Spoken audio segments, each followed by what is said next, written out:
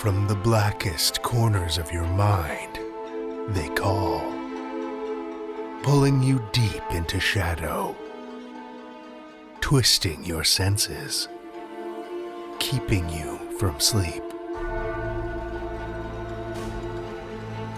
It's time to face your darkest fears. This is Tales to Terrify.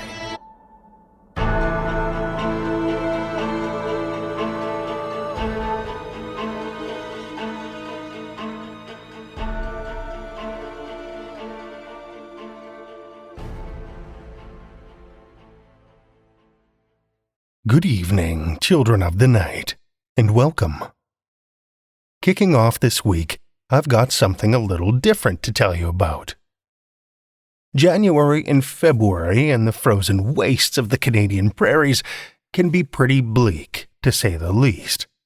But I recently had the pleasure of adding a little spice to the dark days while reveling in a darkness of a more entertaining kind. A little something called Hunt a Killer.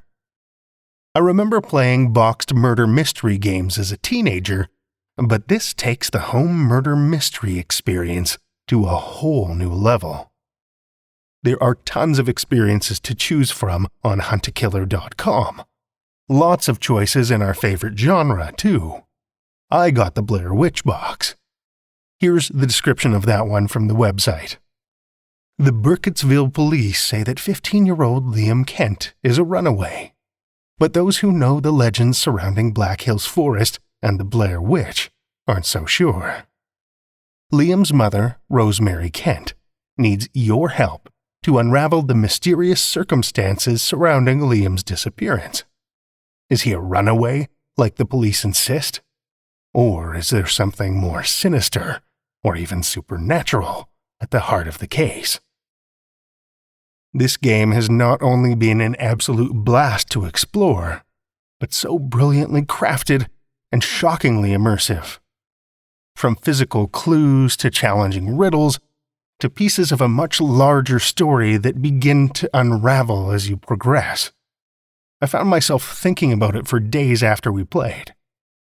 The box set includes multiple episodes within a season, which means there's a ton of content and hours worth of play.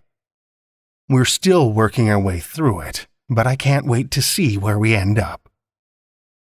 I see Blair Witch Season 2 came out not that long ago, with another 6 episodes, which are standalone from the first season.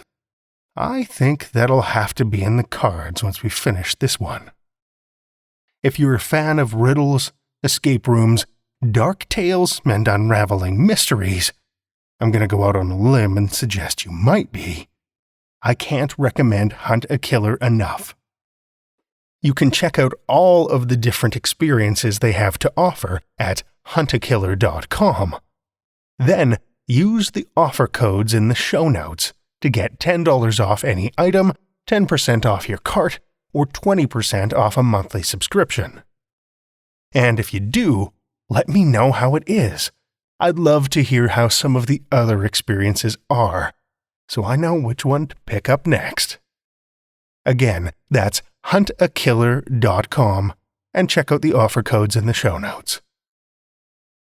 Before we dive into our tales this evening, a reminder. I hope you've been honing your quills and prepping your inkwells, because our newest flash fiction contest is nearly upon us.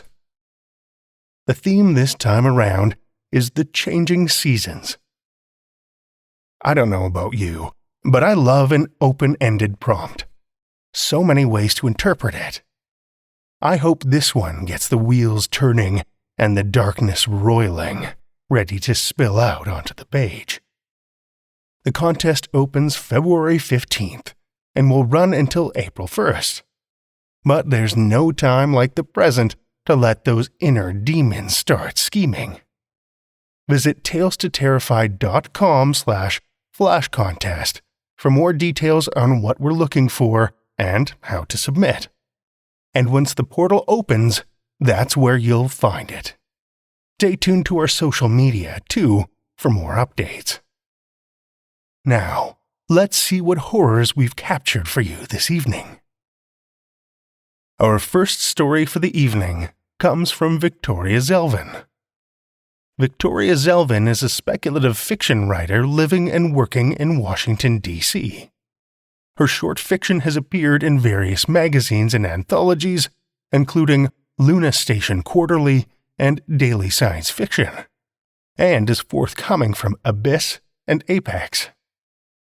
To read more of her work, visit victoriazelvin.com or follow her on Twitter at victoriazelvin.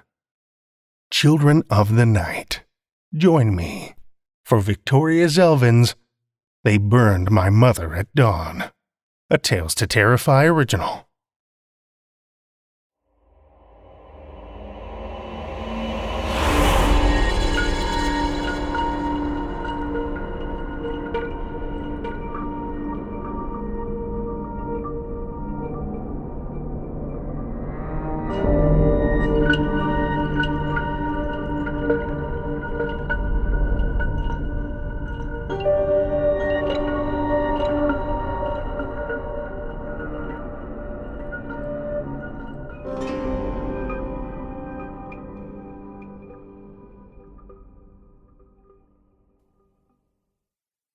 My anger loves me.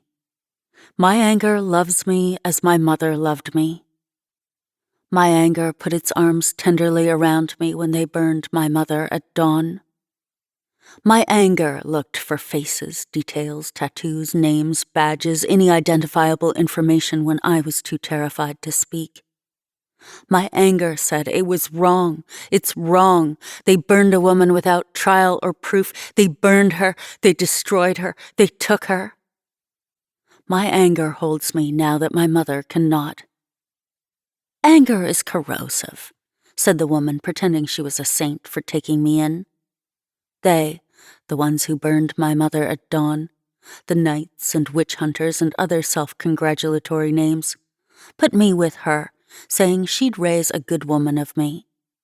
I broke all of her plates and stole all her silver butter knives during my teenage escape from that house that smelled of ash. My anger kept me warm on the long, cruel days and the endless, hungry nights while I fled. My anger is the only reason I am alive. Like a little flame on a windy day, sometimes it is a fragile thing, but my anger lives on, as stubborn as I am. They burned my mother at dawn. Before they die, they will realize they should have burned me. I had no idea how to go about becoming the witch they thought my mother was when they killed her. I had only bad examples from propaganda and fear-mongering to guide me, and the anger inside me said that they were wrong. But I was a weird little girl blossomed into a stubborn teenager. What I lacked in knowledge I made up for in commitment. My mother has friends. Had friends. They burned my mother and they burned her home, but they couldn't burn the knowledge from my brain. My mother didn't like to write her own letters, so she had me take care of it. Writing, addressing, passing to the postman. So I go down a list. The herbalist takes some of the silver butter knives in exchange for food and a few poultices, but there ends his involvement. The alchemist takes the last of the silver butter knives and lets me take clothes and a new pair of shoes from his trunk. He offers me a place as his servant, but refuses to let me learn his trade, and so I leave. I take my stolen silver butter knives and his wide-brimmed black hat in recompense for wasting my time. The last is the furthest away, but the most promising. A witch, my mother used to whisper to me, scrunching her face up to be mischievous, waggling her fingers, then drawing on wrinkles with soot from the hearth. The woman I picture is ancient and shriveled. A young woman answers the door instead. Mother said you'd be coming, she says. She's the most beautiful thing I've ever seen. Daisies weaved into her braided hair so neatly it was as if they'd sprouted from her scalp, too. Kind eyes. Too kind. Come in, you must be tired. I'm sorry about your mother. I mumble something as I shuffle in. I don't know what it is. I'm Amicia, she says. I mumble something approximating my name, and she shuts the door behind me. Amicia makes my anger quiet. She's beautiful. She's terrible. The witch is her mother, indeed ancient, but not yet shriveled, and the witch insists on teaching us together if anyone is to be taught at all. Amicia doesn't want to learn the things that I want to learn. She wants to learn gardening magics. She wants to learn how to help trees grow. She wants to learn how to convince aphids to coexist within a garden rather than destroying it. I want fire. It's all I want. The weapon of the enemy against them, I say, when the witch narrows her eyes at me. This is no easy thing you seek to do, the witch says. It will take time.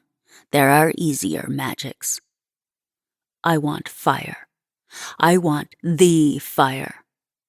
The witch only sighs. Then you are determined that your path leads to fire, she says. I only hope it does not burn away other paths before you can see them. We will begin. The witch works me hard. There is no proof, she says, that I have magic. Willing it to be so will not make it so. I must have innate talent. The trick is unlocking it, but it may not be fire. Despite her warnings, I demand she teach me about fire. Only fire. So she does. About what burns, what doesn't. Why some things do and don't, and why some do better than others. How a fire breathes, how it burns, how it dies. She places my hands around fire, tells me to breathe with it, and stay on that point where it just doesn't burn me. It singes, and sometimes it stings, and often at night I cannot sleep for the feel of searing heat against my flesh. It is a tenth, if that, of what my mother felt.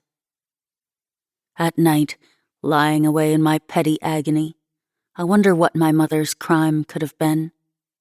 To be torn from your house, tied to a stake, and burned at dawn, it had to be something bad, right? Or maybe not bad. Dangerous. Yes, dangerous to the wrong people. I was young when they burned my mother at dawn. The images that I can conjure of her face seem to have a halo of golden light around her face, and she always smells faintly of fruit pie and lavender. It's not a true rendering, it's not a true feeling, but sometimes I imagine her worst crime was smiling too much. Or maybe she was too pretty and had made all the noble women jealous. Or maybe she had dangerous ideas, like stealing from the rich to feed the poor, or starting a home community garden. Maybe, I think, she was the best woman who ever lived and they killed her for being too kind. That's their mistake, I tell myself, like a lullaby. They killed the nice one. Now there's just me. Would my mother be disappointed in me? I lie now. I steal. I tell myself that it's to live, but it's fun, too. They should have burned me at dawn for that, I think. But they didn't.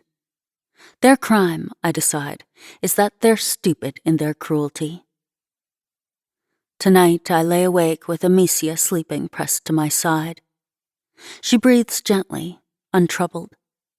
I twirl one of her curls around my finger and imagine what I would do to anyone who came to tear her out of this bed and tie her to a stake. When I finally sleep, too, I dream of them screaming, cowering away from me. The fire won't heed me. Every time I try to influence it, it pulls the other direction. The witch tells me that is a kind of progress, that if I was truly hopeless at it, then the fire wouldn't move at all. I sulk because fire is always moving, but I keep trying, and trying, and trying. But I fear the fire. I don't want to admit it, but I do. Ever since they burned my mother at dawn, I'm afraid of dying like she did. It's holding me back. I burn my hand on purpose the day I realize that. The witch sends me to bed early and won't let me train for days. I don't know how it happens. Amicia becomes a fixture in my life by proximity. in space, in age, in power. She grows me flowers. She cooks me food from her garden. All I have are my arms and my body and my warmth, and I hold her because she wants me to, and somehow that's enough for her to fall in love. She wants to run away together, start a life where no one knows us. I tell her no. She doesn't want me to hold her after that. "Do you even remember your mother?" the witch asks abruptly one day. "Or has your anger burned all that away?" The insinuation burns.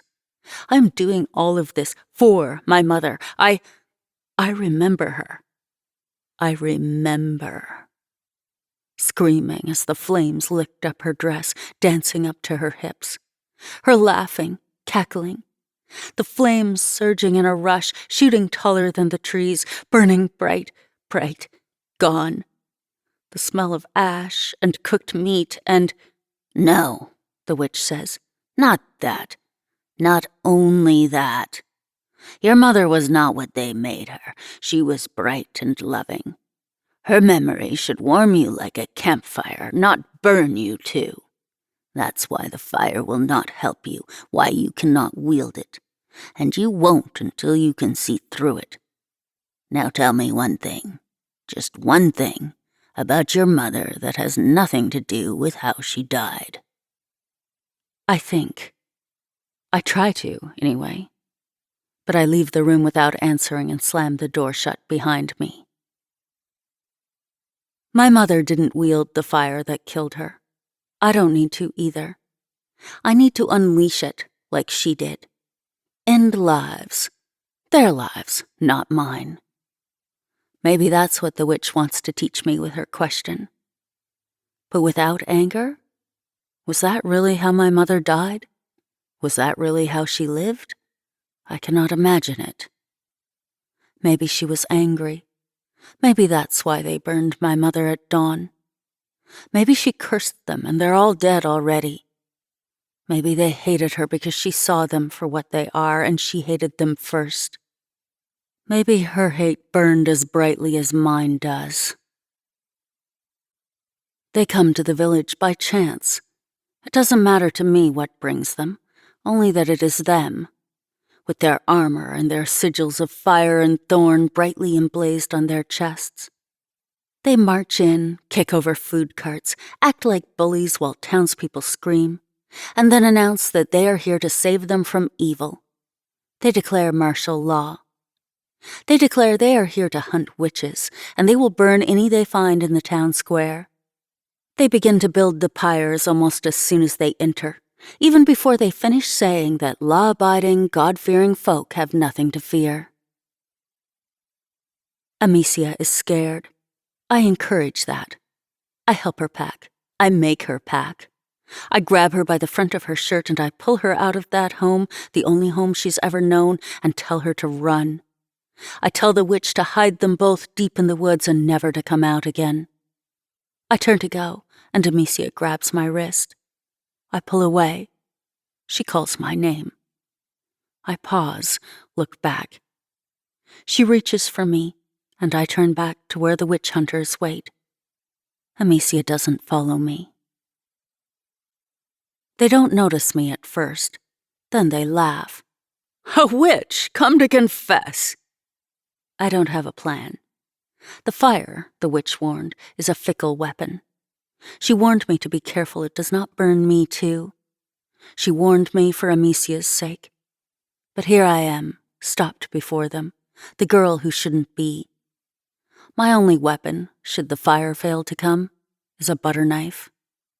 I press the pad of my thumb so hard against the silver butter knife it cuts. Sharp, stinging pain, then the welling of hot blood. No, hotter than blood. As if I am holding a coal. Light so bright I can barely see their faces, their bodies beyond it. It catches my skirt, climbs up my leg, dances around my side. I lift my hand and it swirls up with me, searing my sleeve away with it. The fire is mine now. I smile. And we burn.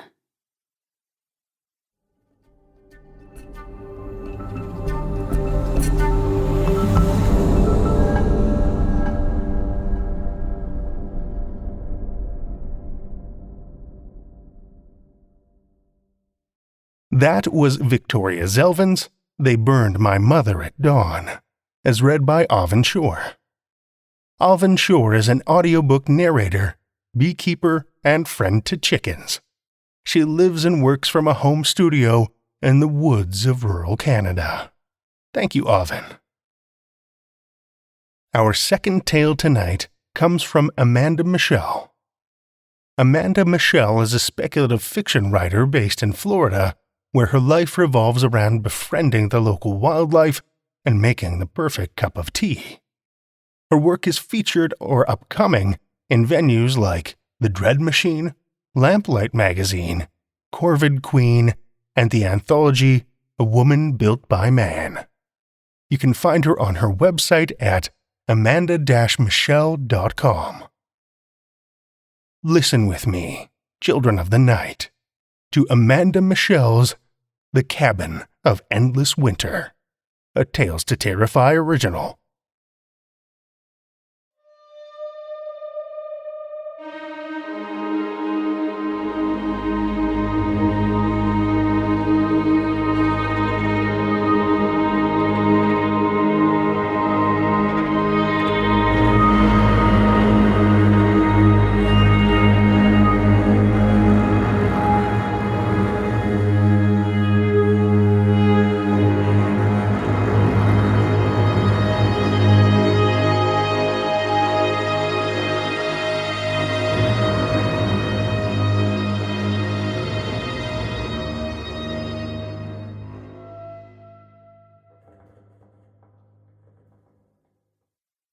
Mary presses her hand against the ice.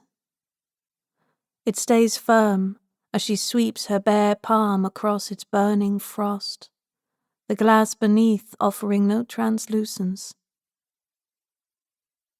She allows her hand to fuse against the ice as she stares with barely a blink at the opaque needlepoint shards.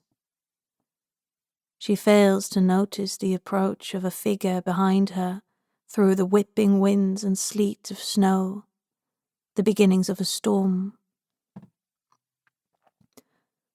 For someone so slight, Robin moves swiftly as if one with the elements. From behind, she grips Mary's arm in a maternal but firm gesture. Mary doesn't give a start at the intrusion, merely allows herself to be flipped ragdoll-like to see Robin face to face. In spite of the storm's nascent churn, Robin doesn't need to raise her voice to be heard. "Let's go back. Dinner will be ready soon." She doesn't let go of Mary's arm as she leads her back to their cabin, which stands a singular fortress against the snowfall. Within, the dining room is warmed by a fire perfumed with cinnamon and the dust of magic. Robin seats Mary at their banquet-sized table. As Robin returns to the kitchen, habitual fretting in her demeanor, Mary immediately relocates to the window to stare out. Right now, Robin prepares a special dinner for herself and Mary. She's been preparing this dinner for days, or would have been, if there were days, or even a sun. There is only the dark vortex of winter and the crackling of the fire. They've no need for wood or ingredients because Robin witched a cabin where these things will never not be in supply. No matter how many snowflakes fall, the bank outside will grow no larger, just as the dough that Robin braids for egg bread will never deplete the flour barrels, and the spring will never come to melt the cold away. Robin returns from the kitchen to set down dishes one by one. "Time to change for dinner," she chirps. When Mary doesn't make a move, she prompts, "Come on now. You can't be comfortable in that dress. You must be freezing." Robin arrests Mary with a look of concern over a plate of honeyed figs she's carefully placing. "You've been so restless lately. You've worn yourself out. Maybe after dinner we can play a game together, or tell stories over the fire. Still no response, except for the clink of where Robin sets glasses of mulberry wine. Robin chuckles, maybe more to herself than Mary. I know what you're thinking. Games and stories, and delicious meals.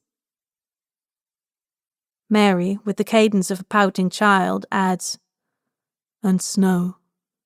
Robin smiles at having compelled her to talk. Though Mary doesn't remove her eyes or forehead from the face of the window, she's not nearly so catatonic as she seems.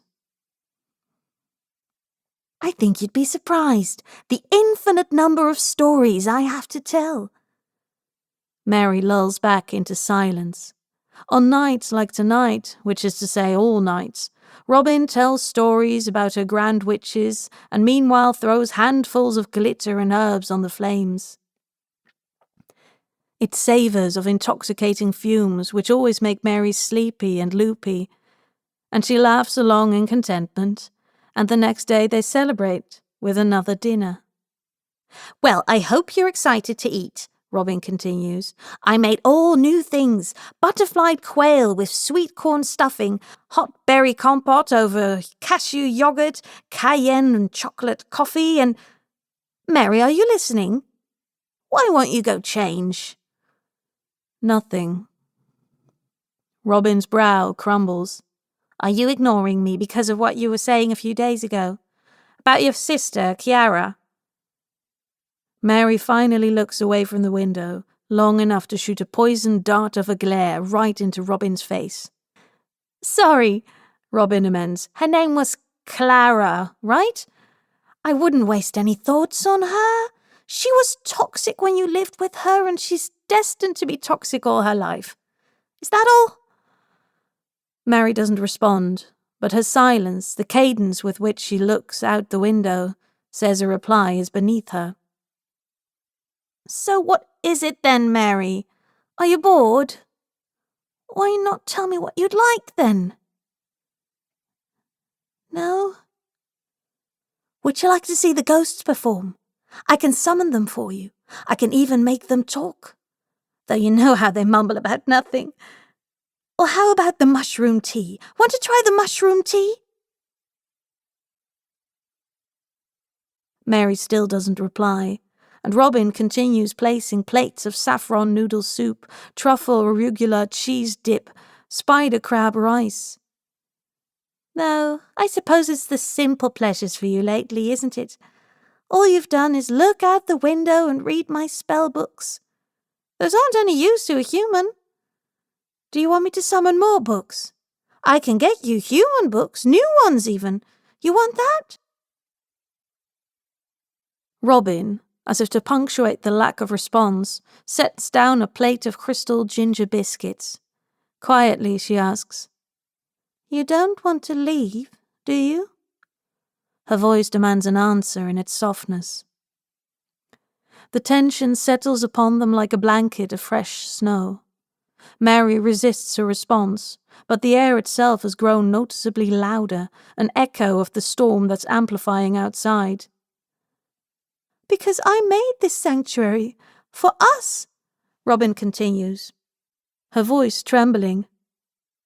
I made it to keep us safe from the suffering of outside. So what is it you want, Mary? The waxing shadows close in to suppress the fire. The cabin has grown cold. So cold. Mary murmurs finally, softly, I've just been thinking. Warmth and the merry crackle of the fireplace promptly reinvigorate as Robin sets down a piped pudding that has come floating in from the kitchen. Oh, she's been thinking. And what has occupied you so dreadfully, my love? Softly, like she's caught in the delicate bubble of a dream, Mary says, I've been thinking about back when we first met. Remember? Robin, satisfied, returns to slicing some cherry-crusted ham. It's a well-trodden topic of conversation for them. Of course I remember. I was having a dalliance among the humans, and there you were, so mistreated and unhappy. What teenager isn't unhappy? First time I saw you was on Halloween. You'd snuck out, but didn't want to go back. You were sure your parents had discovered you were gone. You said they were going to kill you. I thought you were the older woman of my dreams, come to take me away from all life's problems. You saw me crying like that and you still wanted to see me again. Robin sighs, melancholic. It was unbearable being away from you for all those stretches of time. I had to wait until you were able to get away from constant drudgeries. Do you remember how infinite it felt? I don't. It was just a blink. Not like here. Well, I don't have to sleep, so you can imagine how the hours dragged on for me. You had so many obligations. Obligations we don't have among witches. I waited for you while you were in school or having dinner with your family. There was nothing, just empty lifetimes between when we got to see each other. You once told me that a year for humans is like 1,000 for witches. You were in this blank space between meetings. It was like you didn't exist at all. You were willing away your miniature human years with pointless routines. It wasn't pointless. I was getting an education. I was with my family. Your family. The ones who hexed your mind. They could be kind. It wasn't all lies and all that. There were other things too. There was a whole continuum of emotion. Things happening, things to do. There was change. Robin sighed as she set down a plate of whipped feta with too much force. Is that what this is about after all? I told you we could get the ghosts in here. I used to go out on 4 days with my sister and we would get hot dogs on the boardwalk. We'd picnic on the beach and watch the waves and pick up shells and seagrass. We would dig our hands into the sand and watch the coquinas dig. You want shells? I'll get you shells. It's not like that. That's not what I'm talking about. Then what is it? Spell it out. Use your words. Sensing that Robin's tension had reached the limit of its expansion, Mary takes a breath and continues carefully. What I was saying was, remember when we first got together before you created this snow globe? I've told you it's not actually a snow globe. It's a dimension that I hollowed out. I thought the snow globe would make it easier for you to understand. That's not the point, Mary screams before regaining her composure at Robin's hard look. That's not the point. I was wondering if you remembered what you said before we came in here. That you would show me the witching world. It's easy to pass between the human world and the witching world on Selwyn, isn't it? I thought we could still do that sometime. Get out of here and go visit your old home. So you are saying you want to leave? I just fucking knew it. No, I want to know more about you. I was always fascinated about your life as a witch. It's a long time until Selwyn, Robin murmurs. She sets plates with croissants and jam. She sets cups of milk tea that steam at a consistently perfect temperature. I know, though she doesn't. I just mean, when? If you feel like you have to devise some kind of escape, just say so. It's not that. Don't you think it would be nice to take a vacation like couples do? At least like human couples. I don't know about what... Robin exhales her terror as she watches the person who means the most to her. If Mary wants to leave, it doesn't matter. They cannot leave. Robin, in her power, made their fortress impenetrable to protect them from the shifting fortunes of the outside world.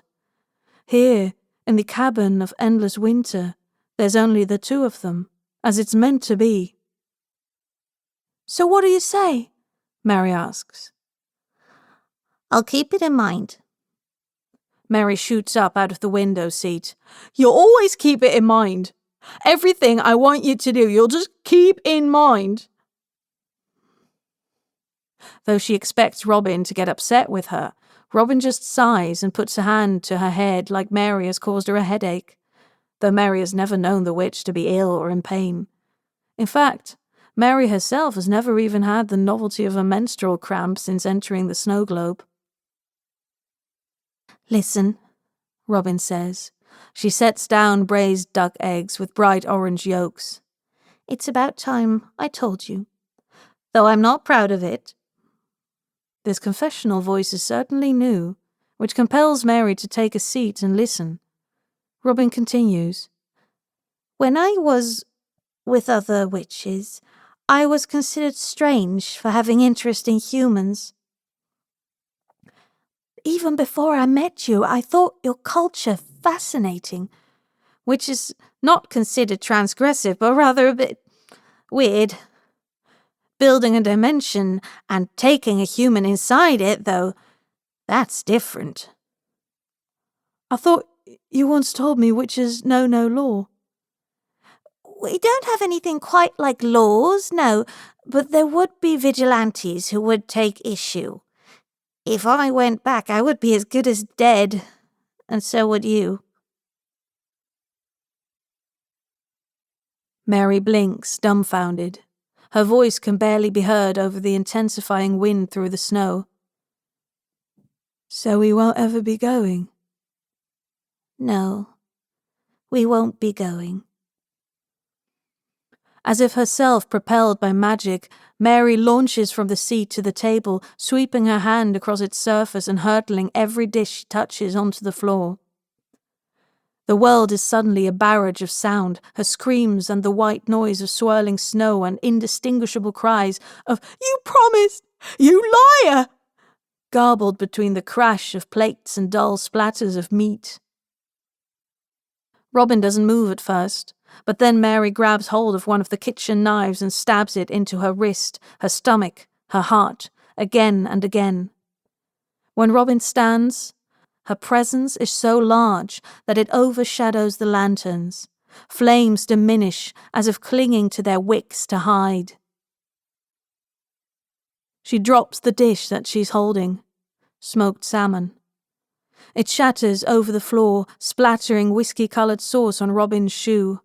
The wind from outside has found its way in, making shadows sway.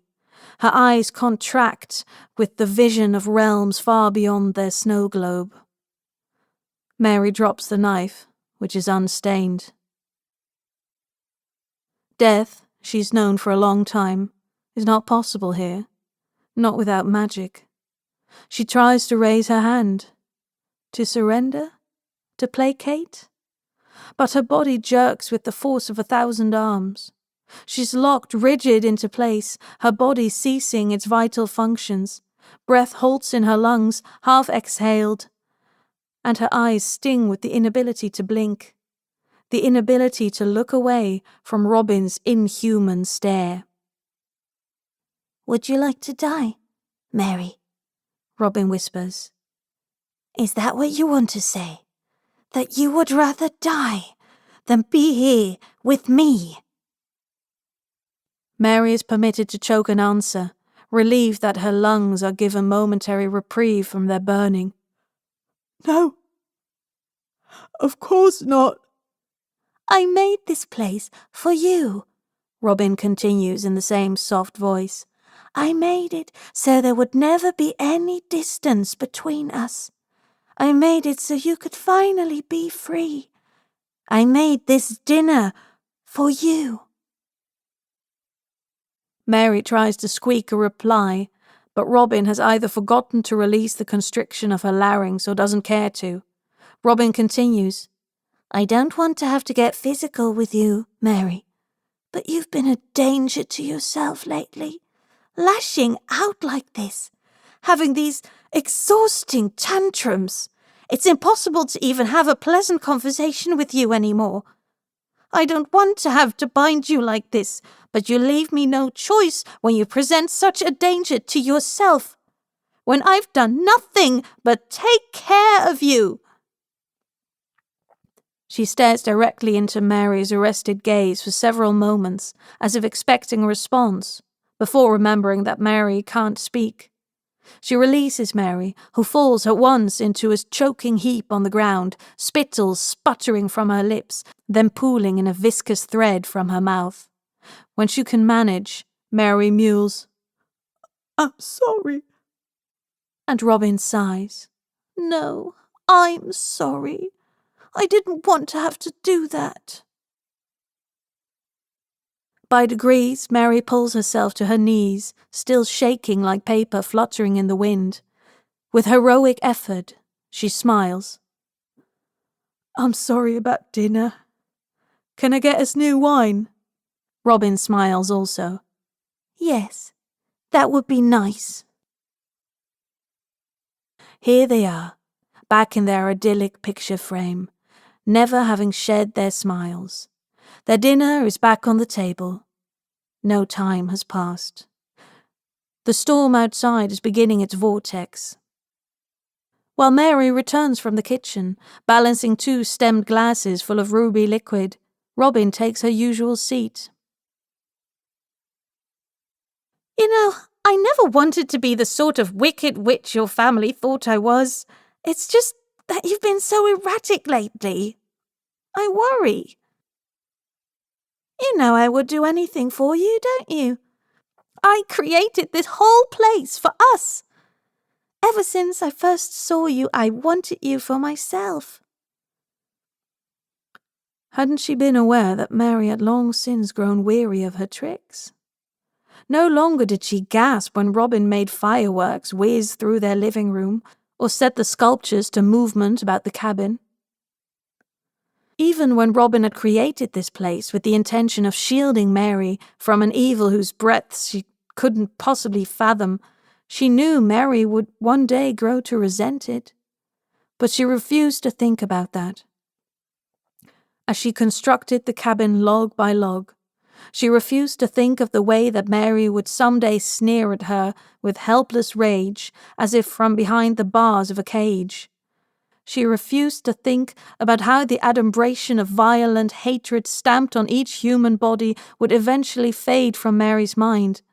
For it is, after all, impossible to create any place completely untouched by time. Mary smiles. "I know, Robin. Just forget about it. Let's drink to our cabin, our home." They clink glasses, which seems to return vibrant warmth to Robin's cheeks. But her gaze stays watery. Her smile continues to waver at the corners. "Still," she says, "still, I could stand to be more understanding when you reminisce on your sister. After all, but the human world was as terrible for you as it was. I'm sure you feel guilty about leaving her behind." Mary shakes as she suggests, "Perhaps you could conjure some magic to show her to me in a glass. I read witches can do that. Only so I know she's well." Robin's gaze levels at her. Silence clouds them momentarily as Mary tastes her words once more, trying to find one she might regret. For she has never seen that expression on Robin before. But Robin simply sets down the dregs of her wine with the solemnity of a priest conferring the blood of Christ. I've something I must confess to you, Mary.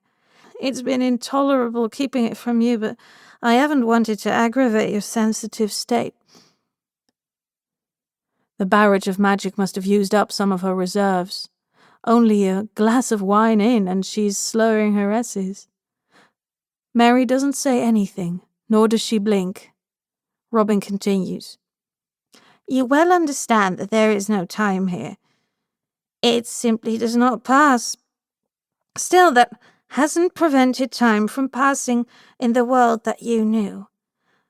And I've kept the calculations." She takes a moment to sip down the tissue remnants of her wine, first swirling them around as if reading them for signals. "I'm sorry, Mary, but from what you've told me of human lifespans, your sister's been gone for a long while." Clara's dead. I felt guilty that I never got to show you my world, Mary. It was a mistake on my part. The truth is, well, a few thousand years have passed in your world. I understand that's a long time. The problem is, you don't belong in there. The moment you touched the air, you were turned to dust. You didn't say anything. You knew the whole time and you didn't say anything. Outside, the snow brews the beginning of a tempest. When Robin speaks, it's like a wail from the depths of her throat. But her words are shaped oddly. She pours another glass of wine and takes a bowl-sized gulp. I know I'm selfish, but I couldn't stand to take away from the wonderland we've built together. I didn't want to upset you, remind you of that place. I was just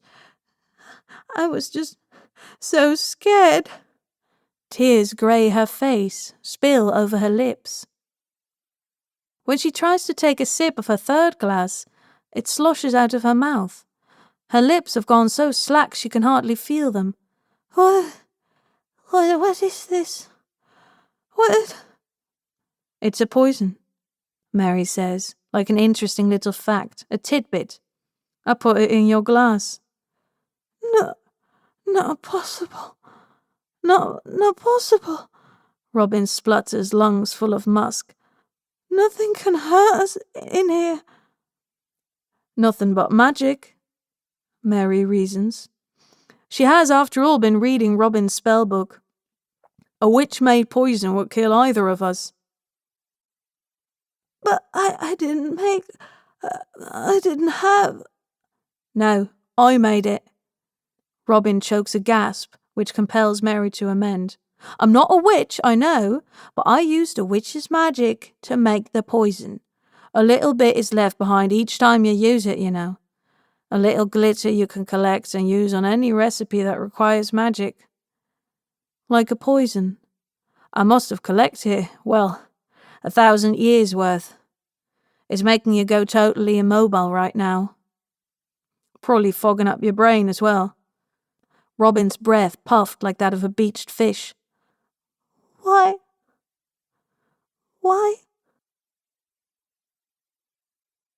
From your books, I read that witch magic is soluble.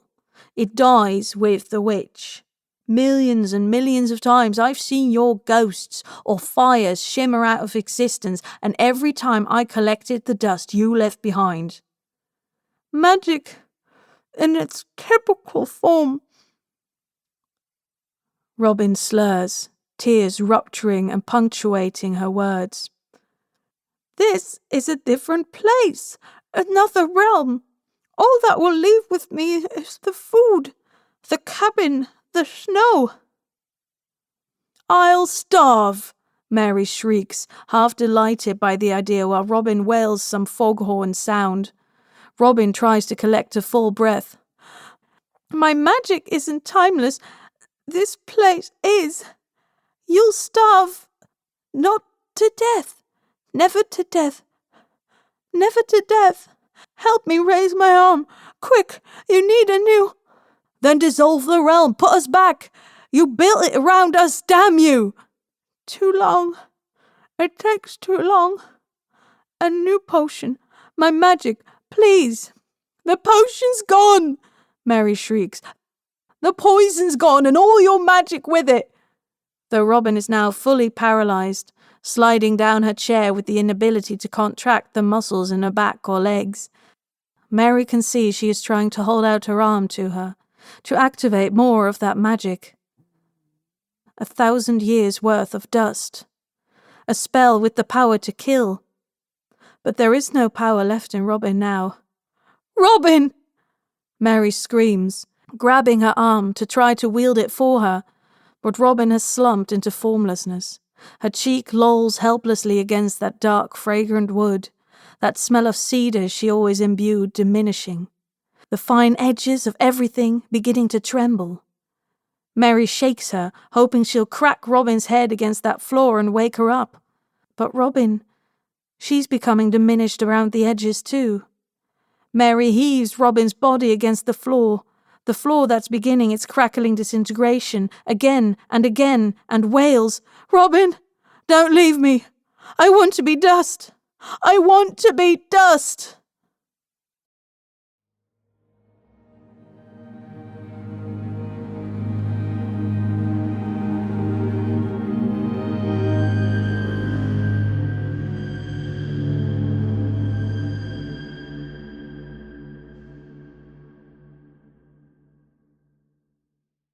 That was Amanda Michele's The Cabin of Endless Winter, as read by Alexandra Elroy. Alexandra is a bilingual voice actress and writer who lurks by the shallow polders of the Netherlands, waiting for her next bout of inspiration. She loves everything to do with stories, especially creative and playful horror. Her favorite voices to do are witches, goblins, and crazy computers. Things she brags about are her children, her stories, her Japanese BA, and her podcast on UK culture, One Cup of Perfect Tea. Thank you, Alexandra.